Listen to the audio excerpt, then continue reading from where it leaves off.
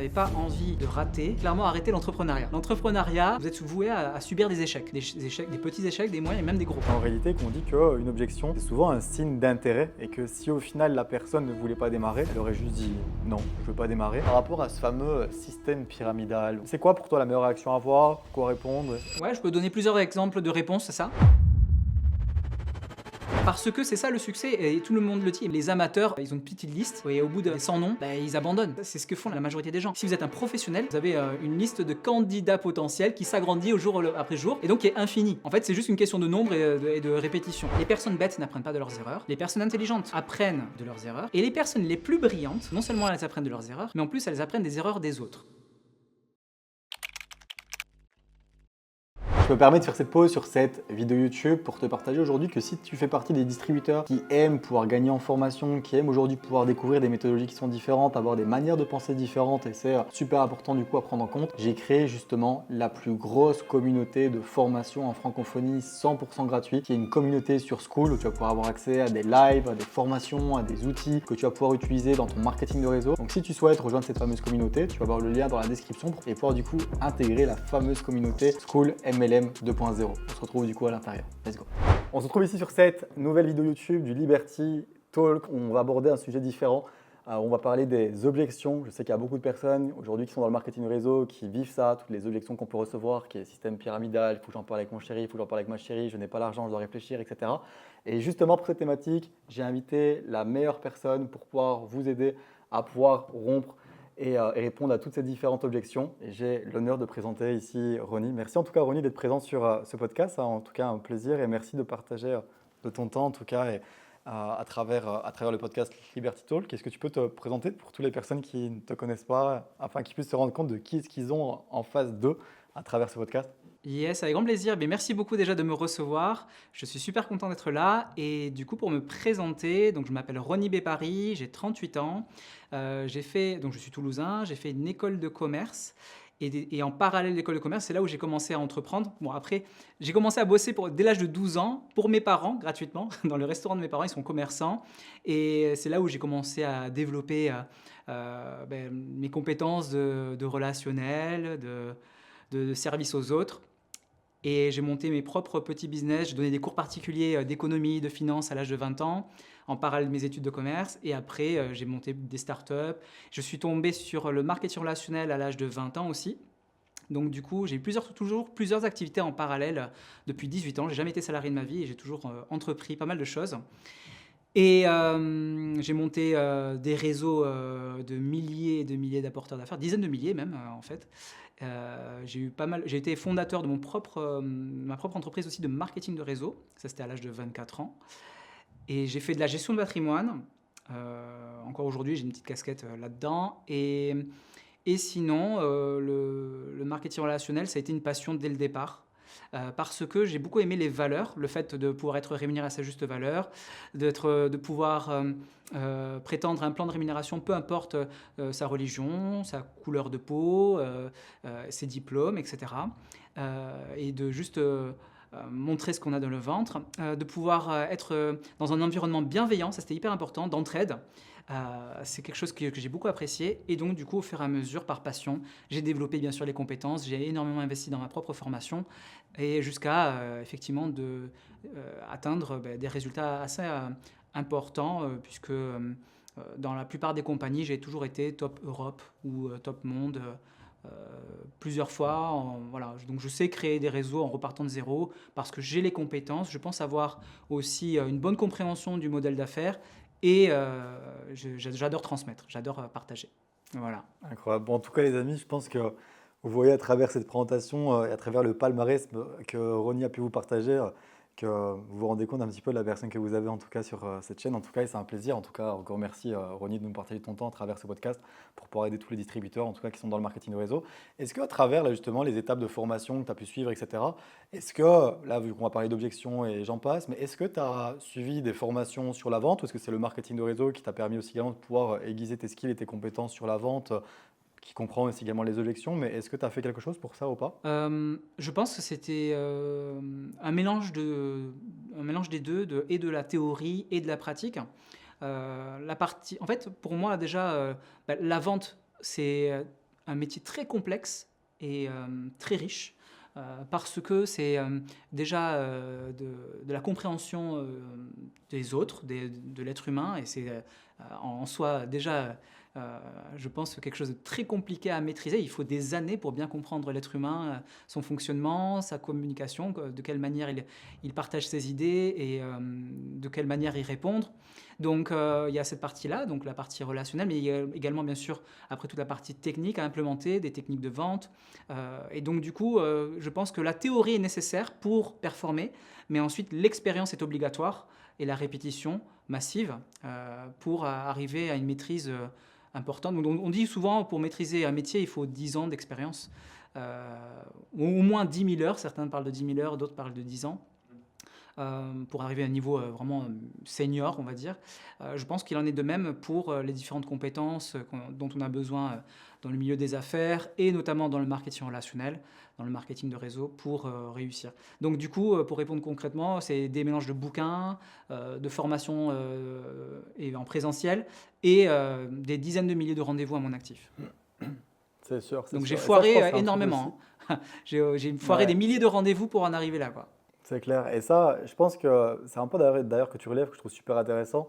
C'est que c'est vrai que là, dans l'entrepreneuriat, l'un des meilleurs apprentissages qu'on peut avoir, c'est en apprenant de nos propres erreurs, qui est en passant à l'action. Est-ce que tu veux faire un point justement par rapport à ça? Peut-être des personnes aujourd'hui qui sont dans le marketing de réseau et qui n'ont pas envie de rater, n'ont pas envie de faire d'erreurs, n'ont pas envie de tenter des choses par peur de rater, etc. Est-ce que tu veux faire un petit point justement par rapport à ça pour, j'imagine qu'il y a sûrement plein de personnes qui vont regarder ce podcast, qui sont dans ce mindset-là actuellement dans leur activité peut-être, quelqu'un qui vient de démarrer? Avec grand plaisir. Alors, si vous n'avez pas envie de rater, clairement, arrêtez l'entrepreneuriat. L'entrepreneuriat, vous êtes voué à subir des échecs. Des échecs, des petits échecs, des moyens et même des gros. Donc du coup, je pense que ce n'est pas la bonne manière de regarder les choses. C'est pas d'un côté le succès et de l'autre l'échec. En fait, c'est un mélange des deux. Vous devez passer à travers des centaines et des milliers d'échecs et au bout se trouve le succès. Au bout, en fait, se trouve la maîtrise et ensuite les résultats. Donc pour moi, l'échec, ça fait partie de l'entraînement. C'est comme à la musculation, on va chercher les échecs à casser les fibres musculaires pour devenir plus fort à chaque fois. Mais c'est exactement le même mental qu'un sportif. C'est s'entraîner à rater des rendez-vous. Et ensuite, bien sûr, il faut faire des débriefings. Il ne faut pas rester bêtement sur ce point-là, sur ce rendez-vous sans rien apprendre. Et ensuite, progresser. Il y a quelque chose que j'aime bien dire, c'est que les personnes bêtes n'apprennent pas de leurs erreurs. Les personnes intelligentes apprennent de leurs erreurs. Et les personnes les plus brillantes, non seulement elles apprennent de leurs erreurs, mais en plus elles apprennent des erreurs des autres. Et d'ailleurs, je vous félicite si vous êtes sur ce genre de vidéo à nous regarder, nous écouter, parce que là, vous êtes sur la 3e catégorie, vous êtes en train d'apprendre des erreurs des autres. Exactement, exactement. Et là, du coup, par rapport justement à cette thématique qui est par rapport aux objections, est-ce que pour toi, là par exemple, il y a peut-être des personnes qui pourraient se dire, ah ok, si par exemple j'ai des objections, c'est que je ne fais peut-être pas spécialement les choses bien à travers mon activité. Est-ce que pour toi, recevoir des objections dans le marketing de réseau, bon, même si je connais les réponses, je te pose quand même du coup la question, mais est-ce que pour toi c'est normal et dans quel mindset est-ce que la personne doit recevoir ça lorsque par exemple on a un prospect, que ce soit client ou distributeur, qui nous partage du coup des objections? En fait, c'est vraiment quelque chose de normal. Pour les personnes qui, par exemple, qui démarrent dans le marketing relationnel et qui, à la base, sont salariés, je vais vous donner quand même ce qui se passe un petit peu sur d'autres activités, d'autres secteurs d'activité quand on est entrepreneur. Dans la gestion de patrimoine, on reçoit des objections. Dans l'aéronautique, on reçoit des objections. Voilà, j'ai accompagné pas mal de clients dans ces secteurs-là. Dans le secteur de l'immobilier, on reçoit des objections. Recevoir des objections, c'est juste normal. C'est que, en fait, votre prospect ou client en face de vous a des interrogations et ce n'est pas forcément négatif. Et si vous le percevez négativement, c'est juste que peut-être que vous avez ressenti cette peur chez votre prospect. C'est OK, il a juste besoin de clarification, d'être rassuré sur certains points pour ensuite, de nouveau, fluidifier la vente, tout simplement. On dit souvent que quand on reçoit une objection, en réalité, la plupart des gens ont l'impression que c'est parce que la personne n'a pas spécialement l'envie de démarrer, etc. Mais en réalité, qu'on dit qu'une objection, c'est souvent un signe d'intérêt et que si au final la personne ne voulait pas démarrer, elle aurait juste dit non, je ne veux pas démarrer, mais qu'elle porte une objection, du coup, que ça peut montrer un signe d'intérêt. Est-ce que tu veux partager quelque chose par rapport à ça? Alors la réalité est entre les deux, je dirais. En fait, il y a deux possibilités. En fait, il y a tout un travail à faire en amont. On va sûrement en parler par rapport au closing, donc les questions qui poussent à apporter une réponse ou une objection. À ce niveau-là, donc il y a un premier travail.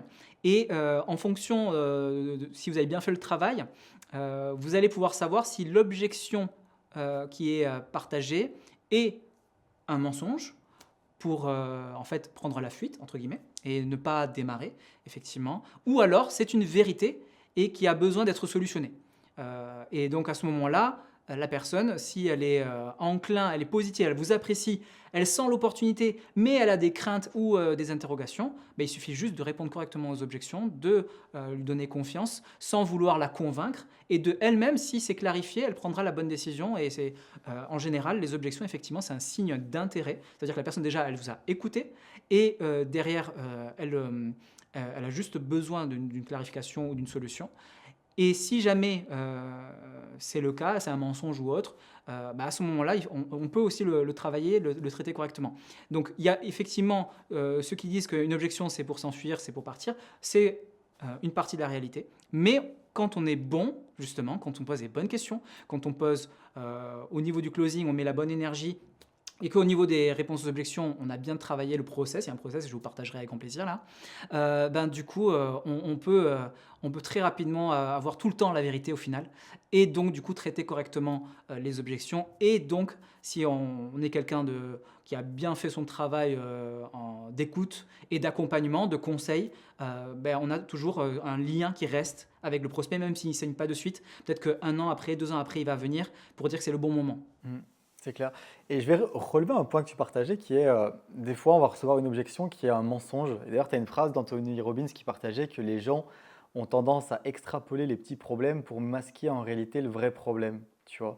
Et en fait, ce qu'il disait à travers cette phrase-là, ça voulait dire que quand il y avait des personnes, des fois, qui voulaient faire quelque chose, elles allaient se justifier par rapport à quelque chose qui était plus petit pour masquer en réalité le vrai problème, qui est des fois juste un manque de confiance en soi pour pouvoir aller chercher tel résultat, ou une peur de réussir, ou une peur de telle chose, telle chose, telle chose. Ça, c'est important et je trouve ça super, super bien de le partager, c'est qu'il y a plein de fois, vous allez avoir un prospect comme Ronnie le partage, et là, vous allez avoir une personne, elle va vous sortir une objection qui n'est pas la vraie objection, et que si vous traitez cette objection-là, la personne ne pourrait même peut-être pas démarrer, parce qu'en fait, vous n'avez pas traité la vraie objection, bah, justement, qui fait que la personne n'a pas l'envie de démarrer en réalité. Je trouvais ça en tout cas super pertinent, du coup, ce que tu partageais, Ronnie, là, par rapport à ça.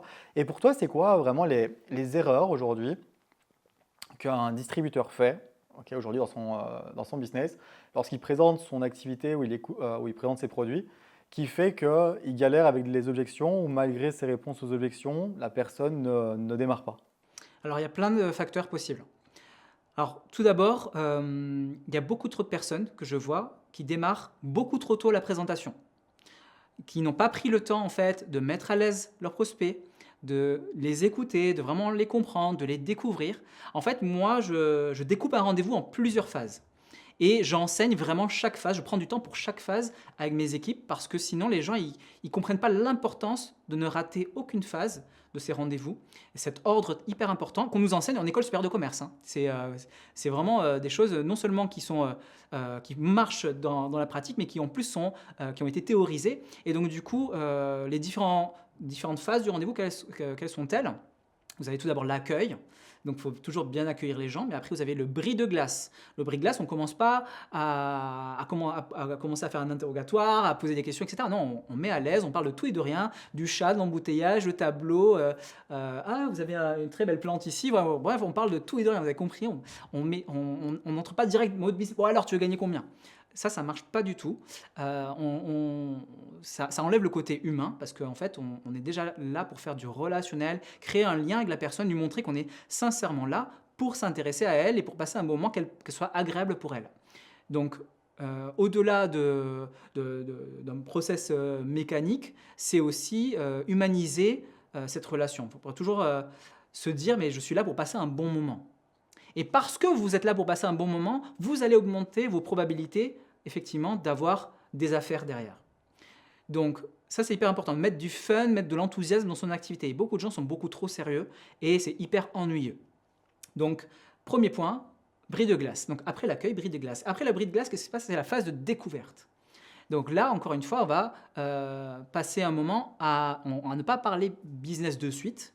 On va plutôt s'intéresser à la personne pour comprendre où est-ce qu'elle en est dans sa vie, que ce soit perso, pro, et en fonction des personnes que vous avez en face de vous, vous allez avoir des gens qui vont plus ou moins s'ouvrir. Mais en général, quand le travail est bien fait, les gens s'ouvrent au minimum et vous avez l'essentiel des infos dont vous avez besoin avant d'entamer la présentation. Donc la phase de découverte, par exemple, on va savoir si la personne elle est mariée, elle a des enfants, si elle a X temps d'heures par semaine de passion, de salsa ou je ne sais quoi, si elle va, par exemple, en ce moment elle suit une formation ou elle est en train de déménager. Bref, vous récoltez pas mal d'éléments qui vont vous aider justement à, par exemple, elle vous dit, je suis passionné de voyage, j'adorerais voyager là, là, là, là, là, là. Et donc du coup, c'est un élément supplémentaire pour vous aider au closing à la fin. Donc en fait, la vérité, c'est que le closing commence dès l'accueil. Parce que l'accueil permet à mettre une bonne ambiance, une bonne énergie. Puis la phase de découverte, vous récoltez des éléments que vous allez vous en servir aussi durant le closing. Et ensuite, une fois qu'on a bien fait une bonne phase de découverte, on a récolté tous les éléments, là on va lui introduire la présentation. Donc on ne fait toujours pas la présentation, on fait la phase d'introduction à la présentation. Durant cette phase d'introduction, il y a plusieurs sous-étapes, si vous voulez, très importantes dans cette introduction. Il y a tout d'abord le fait qu'on a pensé à la personne. On lui explique que voilà, on a pensé à cette personne-là. Pourquoi on a démarré, nous, personnellement? Qu'est-ce qui fait que, voilà, quand j'ai découvert cette activité-là, moi, ce qui m'a touché, c'est que je voulais non seulement de l'argent, c'est quelque chose que j'avais déjà peut-être, mais je n'avais pas la liberté géographique, ou je n'avais pas la liberté financière, ou par exemple, je voulais être maman à domicile et pouvoir garder mes enfants tout en générant de l'argent à la maison. Et donc, du coup, la personne, elle comprend que c'est important pour vous. Donc ça, c'est très important. Ensuite, autre chose qu'il ne faut surtout pas oublier dans cette introduction, c'est de lui dire votre niveau d'intensité. Votre niveau d'implication dans cette affaire et du coup lui dire écoute, cette activité-là que je vais faire à temps partiel avec mes enfants, etc., eh bien c'est quelque chose qui me tient vraiment à cœur et je compte le faire à fond. Donc l'intensité, c'est ça, je compte le faire à fond et pour le faire à intensité en termes de temps, c'est-à-dire que je compte faire carrière dedans, je compte faire ça les 20 prochaines années. Vous pouvez le faire à intensité en termes de quantité, je compte en parler à tout le monde, ça c'est de la quantité. Et donc du coup, la personne, elle comprend que quel que soit son avis, en fait, au vu de votre intensité, vous n'êtes pas en train de la supplier de vous rejoindre, quoi. Vous voyez? Donc ça aide aussi au closing. Le fait que vous montrez que vous êtes à fond, mais la personne elle va sentir un détachement du résultat. Et enfin, vous allez pouvoir formaliser ce détachement au résultat avec la dernière partie de l'introduction en lui disant, quoi que tu en penses, écoute, je suis super content de te partager ça, je vais te présenter ça maintenant, mais quoi que tu en penses à la fin, n'hésite pas à me partager la réponse parce que dans tous les cas, que ce soit un oui ou un non, ça ne changera rien entre toi et moi. Au moins, tu auras l'information et tu ne pourras pas me reprocher dans 1 an, 2 ans, 5 ans d'avoir changé ma vie sans t'en avoir parlé. Voilà, j'en ai parlé, j'ai pensé à toi par mes premières personnes, je voulais à tout prix te partager ça, comme ça j'ai le cœur léger, après tu ne me reprocheras rien du tout. Comme ça au moins, vous avez finalisé le fait que vous n'avez pas besoin de la personne, mais que effectivement c'est une bonne opportunité, que vous avez envie de bosser avec elle, mais que avec ou sans elle, vous allez le faire. Et là, la personne est bien préparée pour recevoir l'information. Là, vous avez bien chauffé le prospect, vous avez appris à le découvrir, vous l'avez mis à l'aise et on va pouvoir commencer à présenter. Et la probabilité d'avoir un closing positif est 1000 fois plus importante que si vous ne faites pas tout ça avant. Tu veux dire quelque chose? Là, j'aimerais juste rebondir sur un point que tu partageais qui est justement par rapport à la posture à avoir sur l'appel. Tu vois, parce que ça fait partie aussi également du closing.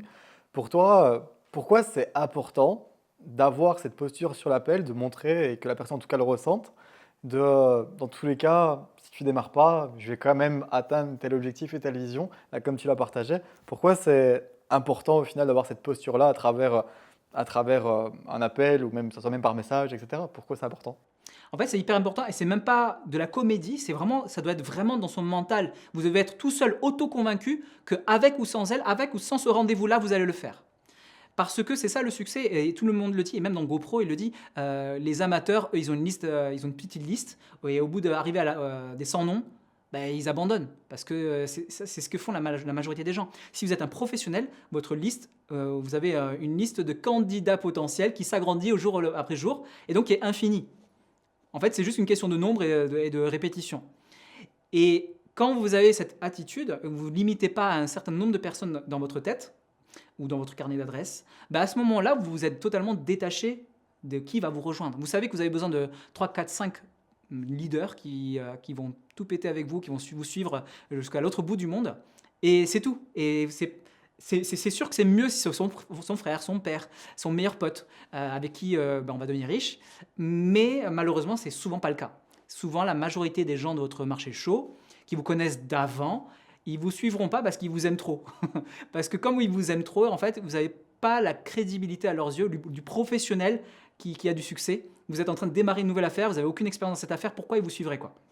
Et donc du coup, c'est pour ça que la majorité des gens du marché chaud, donc des gens que l'on connaît, ne vous suivra pas. Mais voilà, si vous avez cet état d'esprit de avec ou sans elle, de toute façon je vais le faire, et c'est le bon état d'esprit à avoir, donc en dehors même de se dire j'aimerais trop qu'il soit dans mon équipe et tout. Ça c'est vraiment hyper important d'avoir ce détachement émotionnel, parce qu'en plus si effectivement vous avez un attachement émotionnel par rapport à la personne en face de vous, vous voulez à tout prix qu'elle rejoigne et qu'à la fin elle vous dit non, mais ça va baisser votre énergie. Et ça va vous ralentir vers les prochains rendez-vous, ça va vous empêcher peut-être de passer à l'action, vous allez peut-être procrastiner. Bref, quand on a une énergie basse, on travaille moins. C'est comme si on doit aller à la salle de sport ce soir et que là je suis fatigué, j'ai pas trop envie d'y aller, quoi. C'est exactement pareil en business. Si vous baissez votre énergie à un moment donné, il y a une fracture.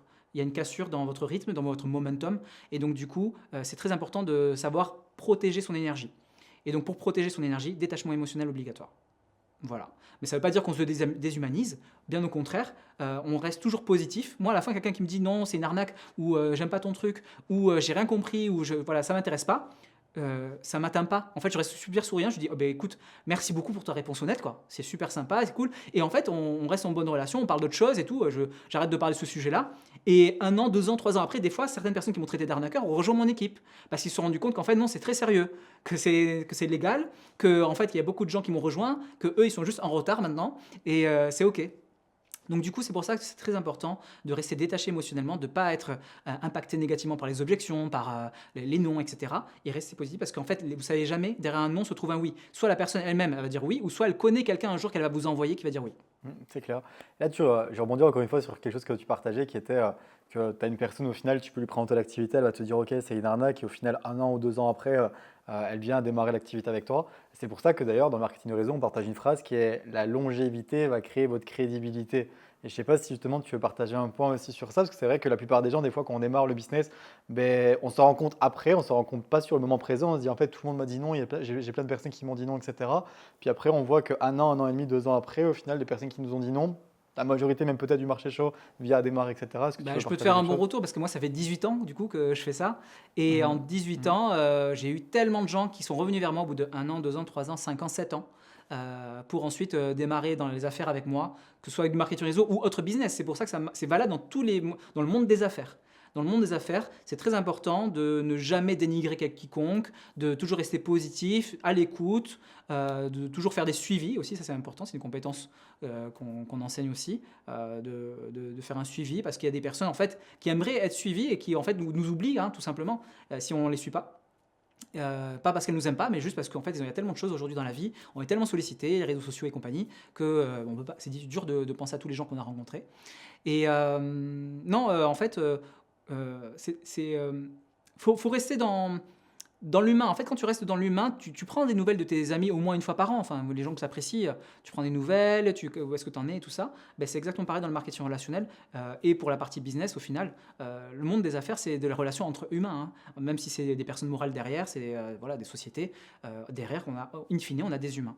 Donc, et l'être humain, il aime bien qu'on se rappelle de nous, qu'on se rappelle du prénom de nos enfants, voilà, ça marche même à un niveau très élevé en politique et tout.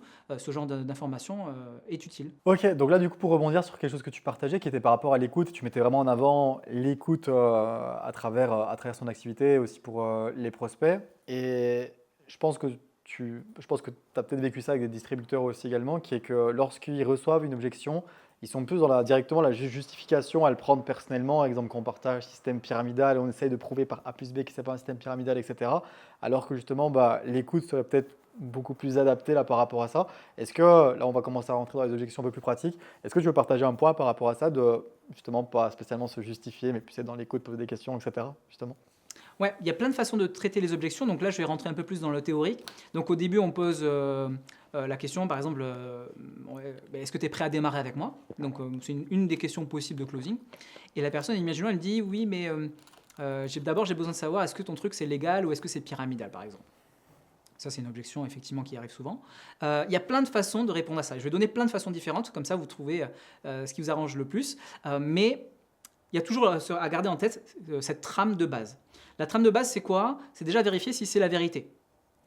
Donc, pour vérifier si c'est la vérité, il y a une façon il y a plusieurs façons, mais je vous en donne déjà une. C'est reformuler et demander à la personne que si l'objection en question est traitée, en gros, et est-ce qu'elle est bien prête à démarrer maintenant? Donc, si l'objection que tu viens de me dire, donc si tu me dis que, enfin, voilà, il y a la personne qui me dit que j'ai pas le temps. Donc, si je comprends bien, si tu avais le temps, tu serais chaud pour démarrer avec moi, pour qu'on bosse en binôme ensemble. Ou si la personne me dit j'ai pas l'argent, ben, ok, donc si j'ai bien compris, si tu as les 100 ou 200 ou 500 euros, peu importe le montant que ça coûte chez vous, si j'ai bien compris, si on trouve l'argent, tu es chaud à démarrer avec moi et qu'on bosse ensemble, qu'on retourne tout. Et si la personne vous dit donc c'est pyramidal, ok, d'accord. Donc si je te démontre par A plus B et que je te montre tout, que comme quoi c'est légal et que c'est pas pyramidal, on est d'accord, tu démarres maintenant, tu signes de suite. Voilà, en gros, on vérifie que l'objection est vraiment juste le point à traiter et c'est que la vraie objection et pas que derrière il y ait d'autres choses. Parce qu'en fait, si la personne vous lui dit, en fait, si elle vous a menti, elle vous a dit par exemple, j'ai pas le temps. En fait, elle n'ose pas vous dire qu'elle n'a pas l'argent parce qu'elle a honte. Imaginons. Elle a honte de vous montrer en fait qu'elle n'a pas d'argent. Ok. Elle vous dit j'ai pas le temps et tout, c'est compliqué et tout. On trouve une solution pour. Donc on lui dit écoute, si je te trouve une solution pour le temps et je te montre qu'on peut vraiment faire un complément d'activité, que tu vas vraiment aller faire les 800 euros par mois que tu m'as dit que tu aimerais bien faire. On est d'accord, on démarre de suite. Et en fait, si elle vous a menti, normalement, là, elle va dire oui, mais je pense qu'il va falloir aussi que voilà. Vous comprenez? En fait, vous allez pousser, vous allez tirer les verres du nez, elle va finir par vous dire la vérité. Parce qu'en fait, vous êtes tellement enthousiaste et en plus, vous montrez que vous êtes là pour l'accompagner, pour la guider, pour l'emmener au succès. Elle se dit putain, j'ai envie de le faire, mais voilà, j'ose pas quoi. Mais en fait, vous allez l'aider, vous allez montrer votre bienveillance et elle va vous dire la vérité. Et là, vous allez dire ok, on a trouvé les bons problèmes. On va trouver la solution au temps, on va trouver aussi la solution à l'argent. Est-ce que tu es OK pour qu'on réfléchisse ensemble, qu'on mette en place un plan, comme ça tu démarres au plus vite possible, dès que les solutions sont là. Ok. Donc là, du coup, dans la première étape, première étape qui est super importante par rapport à ce que tu partages, qui est de pouvoir trouver si c'est vraiment au final la vraie objection Exactement. ou pas. Faut pas perdre de l'énergie. Du coup, on partage. Exact. Et du coup, là, imaginons que la personne, elle dit OK. En fait, le problème, c'est que aussi sur le côté, j'ai pas beaucoup de temps.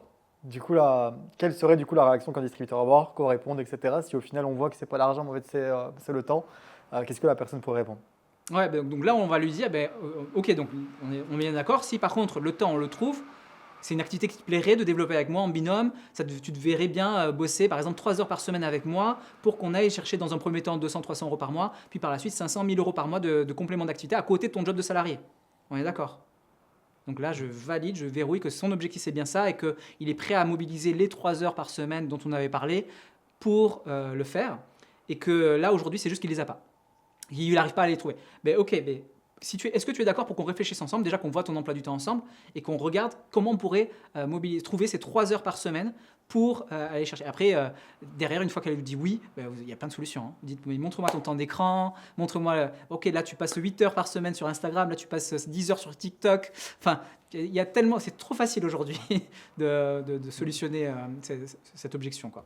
Donc, en fait, si on a vraiment envie et que la personne elle a vraiment envie et qu'elle vous aime beaucoup, vous avez bien créé le lien, la bonne énergie, le bon contact dès le début du rendez-vous, d'accord? Et elle a envie de bosser avec vous. Et c'est juste ses peurs après qui restent. Et donc du coup, si on la rassure sur le fait que non, le temps on va le trouver, l'argent là, on va non seulement trouver l'argent, mais en plus on va rentabiliser, on va retrouver ton investissement de départ dès les X premiers mois ou X premières semaines. Voilà, et si on rassure, on traite chaque peur, après c'est parti. La personne, il n'y a pas de raison qu'elle ne démarre pas. Et je voulais là juste partager une petite analyse par rapport à ce que Ronnie fait. Vous voyez là, Ronnie, à certains moments, tu partages qui est et de bien poser la question en disant c'est bien ça. Ouais. En fait, ce que Ronnie fait à travers ça, dans un aspect plus psychologique, c'est en fait une validation que la personne puisse valider. Parce qu'il y a un truc que les gens détestent, c'est être incohérent. Et en fait, le truc, c'est qu'à la fin, le truc, c'est que la personne ne peut pas vous dire après, ah bah non, en fait, etc. Parce que du coup, il faut qu'elle soit cohérente parce qu'elle a pu partager. Et ça, c'est un point qui est important justement, et d'où l'importance justement de ce que Ronnie est en train de partager, les amis, que justement, et ces trucs, c'est des petits tips, mais en réalité, ça vous aide pour le closing, qui est là, par exemple, la validation, comme Ronnie le partage, c'est super sympa. Et par exemple, là, par rapport à une objection que la plupart des gens ont, et qui parce que c'est vrai que c'est une croyance aujourd'hui en francophonie, en Europe, etc. Mais qui est par rapport à ce fameux système pyramidal où c'est quoi pour toi la meilleure réaction à avoir, quoi répondre et que faire lorsqu'on Ouais, je peux a donner plusieurs cette exemples de objection-là? réponses, c'est ça. Mhm. Quand il y a, moi, les personnes en face de moi, déjà, en fonction de leur énergie, je vais pas choisir les mêmes réponses.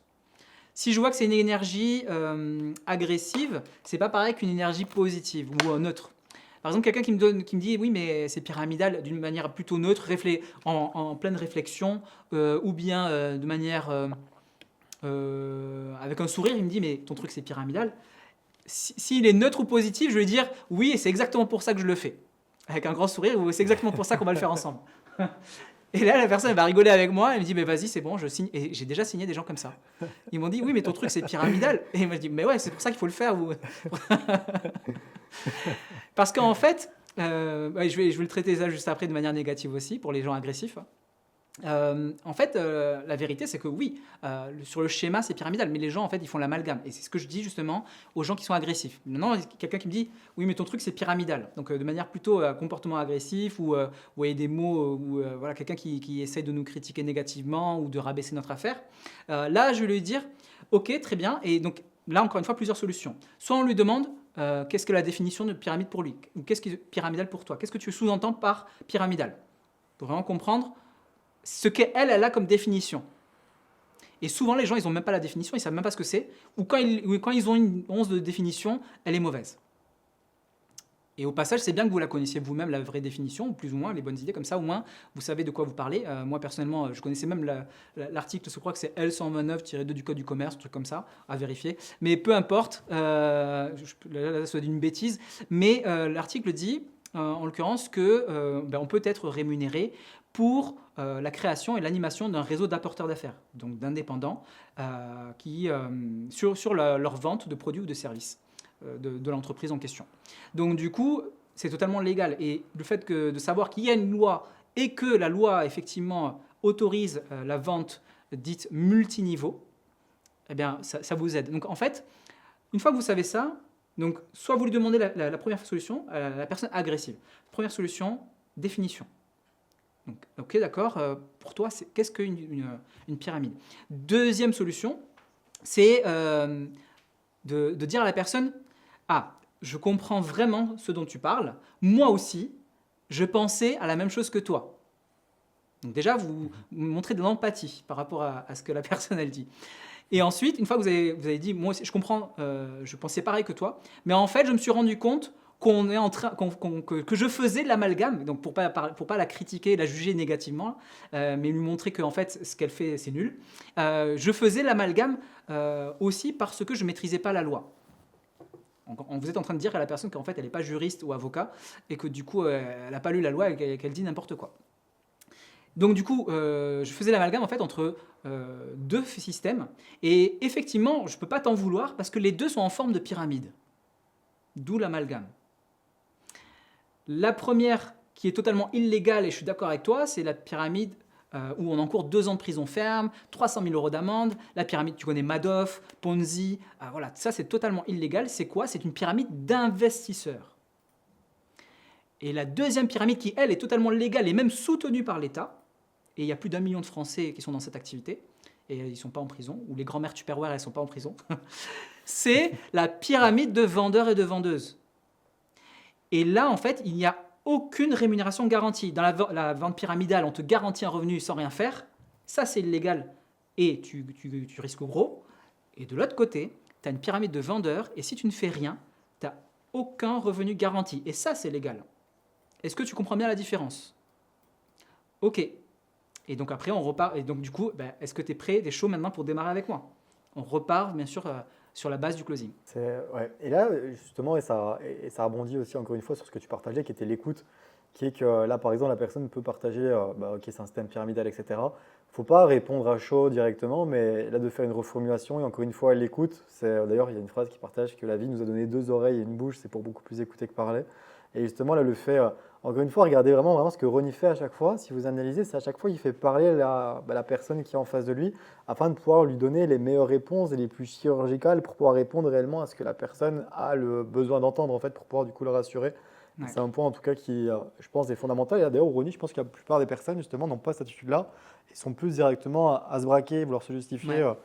Et, euh, Et et ça ouais. va même beaucoup plus loin, en fait. Je vous le dis pas pour pas trop vous embrouiller là maintenant sur une petite interview, mais c'est une formation de plus d'une dizaine d'heures. En fonction Mhm. du type de personnalité, je ne vais pas adopter le même champ lexical, le même vocabulaire et les mêmes techniques, les mêmes réponses d'objection. En fait, vous avez 4 grandes familles de personnalités. Vous avez les personnes analytiques, qui elles ont besoin de la documentation, des sources, etc., qui ont besoin de schémas, qui ont besoin que tout soit carré et même de lire la loi. Vous allez avoir les personnes plutôt qui sont dans disons, l'énergie, l'ambiance, la fête, le relationnel. Ces personnes-là, vous allez les faire chier avec la loi. Il ne faut surtout pas parler de loi ou de texte de loi ou de chiffres. Eux, il faut plutôt leur expliquer de manière très schématique quand vous répondez aux objections, ou même quand vous faites votre présentation. Vous avez ensuite les personnes qui aiment les challenges, eux qui aiment performer, qui aiment chercher les résultats. De la même manière, ces personnes-là, elles ne vont pas avoir les mêmes objections et elles ne veulent pas les mêmes réponses aux objections, elles sont plus sur l'ego. Donc on peut avoir des réponses aux objections plus agressives avec elles, les toucher un peu dans leur ego pour les faire réagir et pour les faire démarrer. Et on va avoir des personnes qui sont beaucoup plus dans le soutien, l'humanitaire, dans l'écologie, voilà, qui font attention à leur entourage, qui ont besoin d'être généreux et d'aider les autres. Et ces personnes-là, encore une fois, les réponses ne seront pas les mêmes. En fait, à chaque fois, donc nous on a une formation sur les types de personnalités. En fonction des types de personnalités, vous allez avoir toute une famille de réponses aux objections pour chaque objection. J'ai pas le temps, j'ai pas l'argent, je dois parler à ma femme, etc. Aspect pyramidal. À chaque fois, il y a des manières différentes, adaptées à la personnalité, qui va mieux vous comprendre parce que vous adaptez votre langage à sa compréhension. Exact. Et le partage Ronnie, c'est une vraie formation d'ailleurs qui est super intéressante sur les types de personnalités, etc. Et en fait, c'est aussi une capacité qu'on doit avoir en tant que networker, c'est pouvoir être caméléon. Parce que le truc, c'est que vous allez avoir des fois un type de personnalité qui va être totalement différent à la personne que vous allez avoir en face de vous. Et le problème, c'est si vous répondez par rapport à votre propre personnalité, mais qui n'est pas du tout en corrélation. On prend un cas, bon, il y a personne qui cite avec, comme tu partages les noms, ou des fois c'est avec les couleurs. Tu vois, si tu as un rouge, par exemple, qui lui parle comme un rouge à quelqu'un qui est plus analytique, vert, etc. Bah, c'est directement braquage Ouais. et closing très compliqué. Ouais. Moi, Et à la place de c'est caméléon, sur, sur ce point-là, parce que je sais qu'il y a des gens qui se braquent sur le fait d'être caméléon, parce que ça fait un peu la personne qui va se changer de dissimuler et un peu personnalité. C'est ça. voilà, entourlouper les gens. Non, c'est pas du tout. En fait, c'est plutôt polyglotte, moi je dirais. En fait, Exact. tu as un Chinois en Exact. face de toi, mais tu vas lui parler sa langue. Tu lui parles chinois. Comme ça, il comprend tout à 10 000%. Et tu ne l'emmerdes pas avec de l'espagnol ou de je ne sais quelle autre langue. C'est très important donc de connaître la langue de chaque personnalité. Et comme ça, c'est plus limpide et clair. Et alors que si par exemple, quelqu'un qui n'est pas du tout analytique, si je vais dans une réponse très analytique, très complète, très documentée, mais la personne, je vais l'ennuyer peut-être, ou alors je vais la perdre parce qu'il y aura trop d'informations, et à la fin, elle va me dire « j'ai besoin de réfléchir ».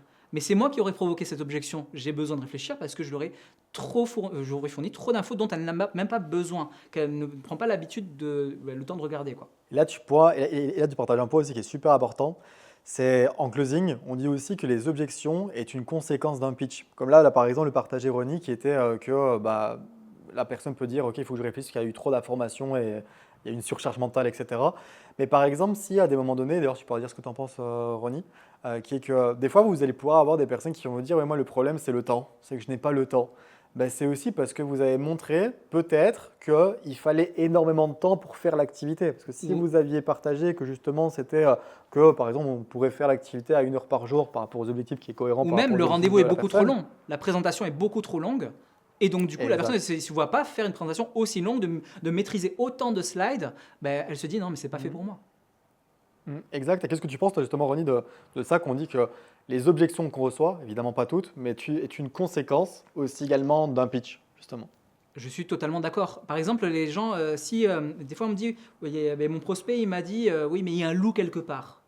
Ben, c'est toi qui l'as provoqué, parce qu'en fait ce que tu as dit, c'est trop beau pour être vrai. Ça veut dire que c'est trop positif, c'est trop optimiste. Il y a pas eu suffisamment la réalité du terrain avec le côté négatif. Tu n'as pas suffisamment parlé de l'aspect négatif de notre activité, c'est-à-dire que oui, il y a des échecs, il faut faire beaucoup de rendez-vous, il faut voilà, passer à travers des non pour trouver des oui.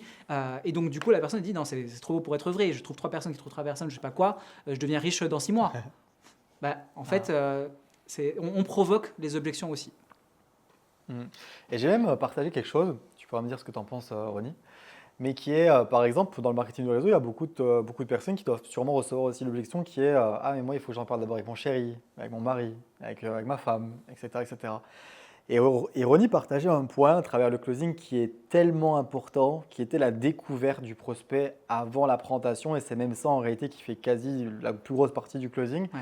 mais qui est par exemple pour des objections ainsi, pour vous partager qu'une objection est une conséquence d'un pitch, qui est par exemple si durant la découverte vous posez des questions comme et aujourd'hui, si par exemple la personne, Ronnie vous a partagé de poser la question si par exemple il est marié, etc. Imaginons que la personne vous partage que la personne vous dit qu'elle est mariée avec quelqu'un et que vous lui posez ensuite du coup la question qui est d'ailleurs là ton chéri, il te fait 100% confiance dans tout ce que tu entreprends aujourd'hui dans ta vie.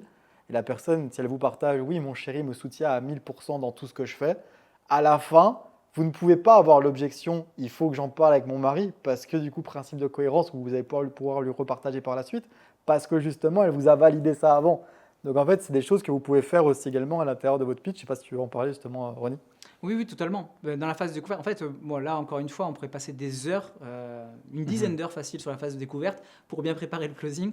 Donc là, c'est très compliqué de résumer tout ce qu'il faut savoir et maîtriser, mais il y a tellement d'informations qu'on peut récolter durant la phase de découverte qui va nous faciliter par rapport aux différentes objections possibles. Clairement, si la personne nous dit ben, j'ai des enfants, je ne les vois pas assez, je ne sais pas quoi, durant la phase de découverte, ben là, on a dit ben, justement, là, je t'offre une solution pour passer plus de temps avec tes enfants en travaillant de cette manière-là, en lui donnant le process, en lui montrant, etc.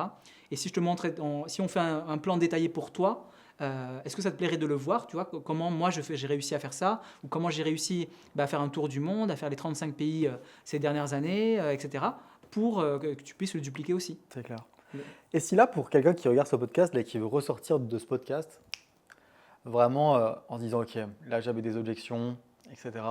Là, certes, le podcast me permet de pouvoir avoir vraiment beaucoup plus de valeur et vraiment énormément de valeur qu'on a pu avoir et partager à travers ce podcast en tout cas.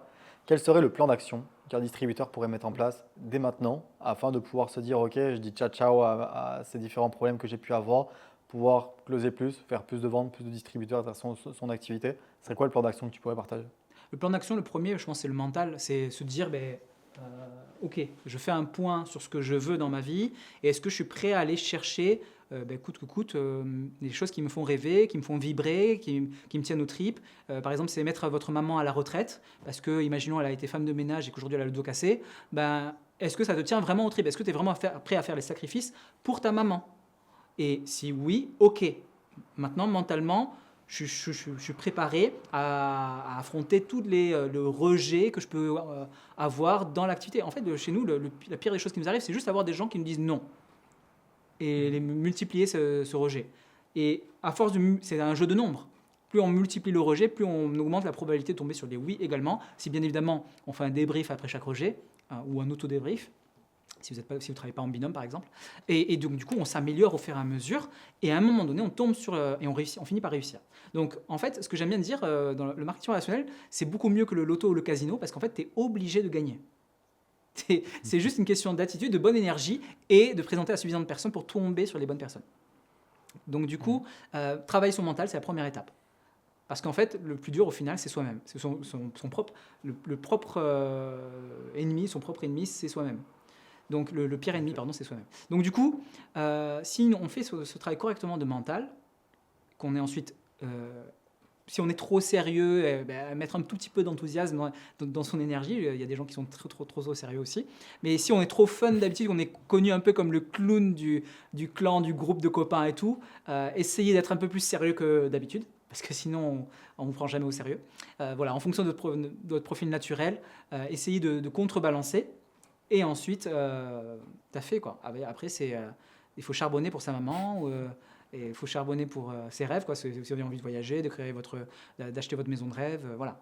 Ce qui vous tient à cœur, il faut vous rappeler, enfin, en fait, vous rappeler au quotidien pourquoi vous vous levez et pourquoi Voilà, c'est tellement bateau ce que je dis, mais c'est travailler vraiment sur le pourquoi, avoir vraiment des raisons claires, avoir une vision clarifiée de ce qu'on veut dans la vie et pourquoi, qu'est-ce qui nous donne le sourire, qu'est-ce qui va nous faire kiffer, Voilà, aujourd'hui, le but de la vie, je vous le rappelle si vous l'avez oublié, c'est de créer des souvenirs et de mourir avec le sourire. Donc, c'est clairement ça. Après, le marketing réseau permet, c'est un tremplin parmi tant d'autres, mais c'est un très beau tremplin et je le conseille vivement à tous, hein. Et du coup, vous allez pouvoir vraiment obtenir ce que vous voulez, et donc le sourire et la vie, le style de vie que vous voulez, quoi. C'est clair. En tout cas, incroyable, Ronnie. Merci en tout cas pour tout ce que tu as partagé. Et comme tu le partages, c'est oui, certes, parce que c'est vrai qu'à chaque fois, on peut entendre des leaders partager, travailler votre pourquoi, etc., etc. Mais le truc, c'est que quand on a quelques mois de marketing de réseau, on ne se rend pas compte en fait de à quel point c'est important et c'est après en fait quand on a eu atteint, enfin, quand on a atteint les résultats, on se dit mais en fait ça faisait quand même une grosse partie quoi. Ça faisait une grosse partie du gâteau et que c'est super important en tout cas. Et des fois, c'est même des choses qu'on comprend après au final, tu Ouais. vois, comme là. Est-ce que toi, par exemple, tu as compris directement l'importance de ce fameux avoir un pourquoi pour être vraiment engagé à travers son activité, etc. Est-ce que tu l'as eu direct ou c'est venu vraiment avec le temps où là tu t'es vraiment dit, ok, ça prend vraiment de l'importance par rapport à tous ces conseils qu'on peut partager qui sont bateaux par rapport au Hmm. marketing de réseau, tu vois? En fait, au tout début, je ne l'avais pas théorisé, je n'avais pas lu de bouquins et tout ça directement, mais en fait, moi j'étais en équipe de France de Warcraft 3 quand j'étais adolescent. Et du coup, Dingue. j'avais ce côté un peu challenge, relever les défis, m'améliorer, etc. Et croire en moi. J'avais ça en fait, donc c'est une grande chance parce que à la base j'étais timide et introverti vu que j'étais un gros geek, un no life, j'avais pas d'amis, j'avais pas de réseau, donc du coup je partais défavorisé par rapport à la moyenne des gens. J'avais pas 100 contacts, 100 amis sur Facebook, quoi. J'avais rien du tout et je savais pas parler aux gens. Donc du coup, je démarre à l'âge de 20 ans, j'ai aucun atout. Je pèse 27 kilos de plus, voilà, je suis fat, j'ai rien pour moi. J'avais tout qui jouait contre moi, même moi-même. Enfin non, je vais pas dire ça, mais il y a peu de gens qui auraient misé sur moi. Donc du coup, on peut tous réussir d'ailleurs en partant de très très loin. Ça c'est le premier point. Mais c'est quoi déjà la question? Pourquoi je suis parti sur ça?